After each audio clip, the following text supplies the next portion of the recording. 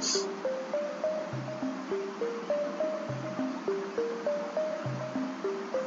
battery is one of the largest battery energy storage systems in the world. In Moss Landing, California, PG&E has been working with Tesla to install its Megapack utility-scale battery storage system. Once complete, it will help store energy for redistribution during off hours when solar output decreases. California needs generation for our September, August as our key areas and when we need storage to be able to capture it during the day and then release it in the afternoons and evenings. As nations around the world set goals to transition to renewables, demand for these large-scale storage systems is on the rise. The market size of grid-scale battery storage is expected to become a $15 billion market by 2027.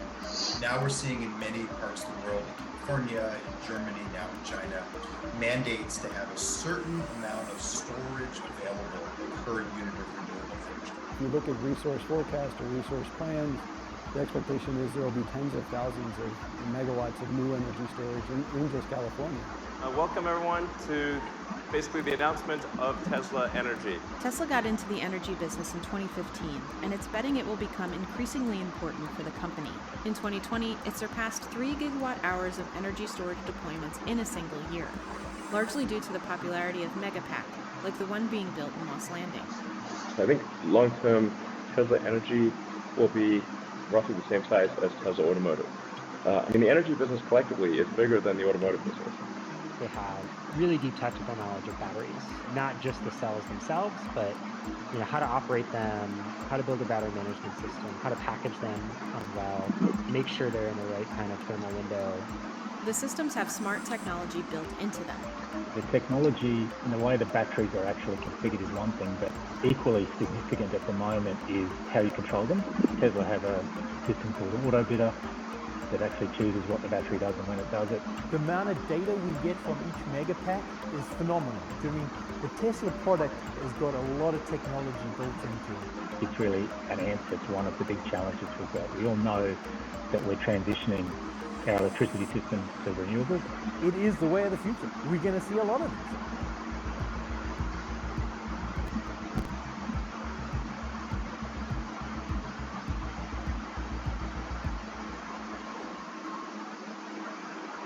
Energy storage has been around for a hugely long time, but for a very long time, the only real viable technology was actually the lead-acid batteries in our cars. The one, of course, that was ramping up during those same decades were lithium-ion batteries. First lithium-ion batteries were used in consumer electronics in the late 1990s. We can thank Sony's Handycam for pioneering this innovation for us.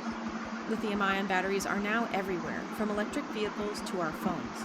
Though there are many other types of batteries in the works, lithium-ion is still the most cost-effective for utility-scale storage.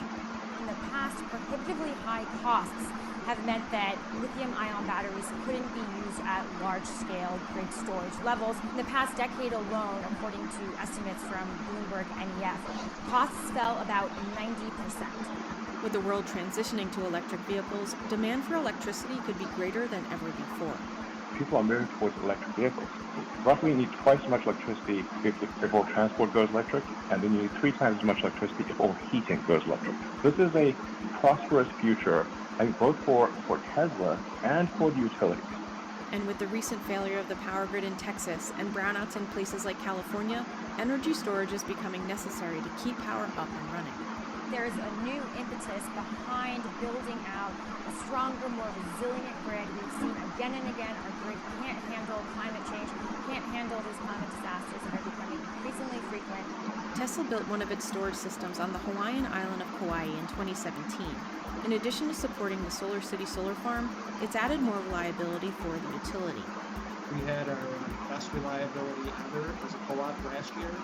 Part of running an electric utility grid is you have to always match every second of the day, supply and demand. Batteries are amazing at that because batteries instantaneous. If you look at some of the events that the batteries are responded to, it's gone effectively from 0 to full output in a bit over 100 milliseconds. And there's no other technology that can do that. In the US and around the world, more aggressive energy storage policies are being put in place. China has mandated energy storage as part of its effort to reach 16.5% solar and wind in its national power targets by 2025. In Biden's recently unveiled more than $2 trillion infrastructure package, there's more than $600 billion earmarked for climate-related policies, and that includes $100 billion for the power grid. President Biden has set 2035 as the 100% clean electricity date. Just meaning that one's going to be not only a big challenge, but also a market opportunity for all these technologies. Tesla is one of several companies working on energy storage. Tesla gets, and they deserve to get, a lot of attention for their effort to build gigafactories, gigafacilities, but there's lots of others. There's a whole range of startup companies in storage space. The majority of grid-scale energy storage, lithium-ion battery energy storage, is being built out by utility companies such as NextEra Energy down in Florida, Duke Energy. These are huge players that are integrating battery storage into their models. AES Corporation has been working on a number of projects, most notably with Hawaii Island Utility Cooperative. In 2019, it completed a 28-megawatt solar farm with a battery capable of storing 100 megawatt hours, and it just brought a microgrid online at the island's Pacific Missile Range facility. With the success of these projects, the utility cooperative is working with AES on a new project to combine solar and hydro for even greater storage capacity. Lắc chỉ bắn từ ngủ nè. Sao nó vào? What's really wild about this one is it's going Sao to nóng also nạ? pump storage and hydro power. Pump storage has been around for decades. It's proven technology, and linking it into an intermittent resource such as solar. Next to the PG&E and Tesla storage project in Moss Landing, Vistra is also building one of the largest battery systems at its natural gas power plant. Phase 1 of the project was completed in December of 2020, bringing 300 megawatts of storage capacity online. Phase 2 will add an additional 100 megawatts when it's completed later this summer. Having a bad prospecting day? Introducing Lucia, the easiest, most accurate way to prospect. We need to do everything we possibly can to accelerate the transition to sustainable energy. You can't really talk about energy storage without talking about Tesla. Ông này giỏi quá, một năm làm ra 35 tỷ đô. Big footprint in the energy storage space. Tesla launched its energy business in 2015 with the announcement of a new battery product. So this is a product we call the Tesla Powerwall. It has all of the integrated safety systems, the thermal controls, the DC to DC converter. It's designed to work very well with solar systems right out of the box. People in a remote village or an island somewhere can take solar panels, combine it with the Tesla Powerwall, and never have to worry about having electricity lines. And for larger scale applications, Tesla developed the Power Pack. What about something that scales to much larger levels? So for that, we have something else. So we have the Power Pack. The Tesla Power Pack is designed to scale infinitely. So you literally make this into a gigawatt-hour class solution. In the summer of 2016, Tesla acquired SolarCity for $2.6 billion. The deal was controversial and is still the subject of some shareholder suits, but it drove Tesla to do more in energy storage. Tesla has unveiled several solar roof tiles and has hyped the product, but installations have not grown as quickly as expected. They've had numerous technical setbacks in kind of deploying that product and making it happen in a solution that works at the right price point that's competitive with conventional rooftop solar. But, by and large, they've built the right pieces, they've productized it in the right way for consumers.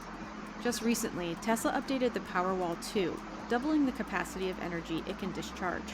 All Powerwalls made since roughly November of last year have a lot more peak power capability than the specification on the website. The energy is the same, but the power is roughly double. According to the company, demand has been so high, Tesla is now only selling Powerwalls bundled with its solar products.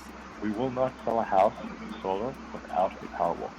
A Tesla Powerwall 2 has an energy capacity of 13.5 kilowatt hours.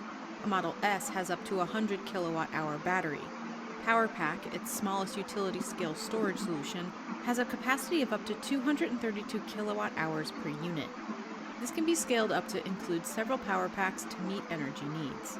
Tesla's first major battery installation near Jamestown, South Australia, had a capacity of 129 megawatt hours. At the time of its completion in December 2017, it was the largest lithium-ion battery storage project in the world. The system charges using renewable energy from the Hornsdale wind farm and helped bring more stability to the grid following a significant blackout.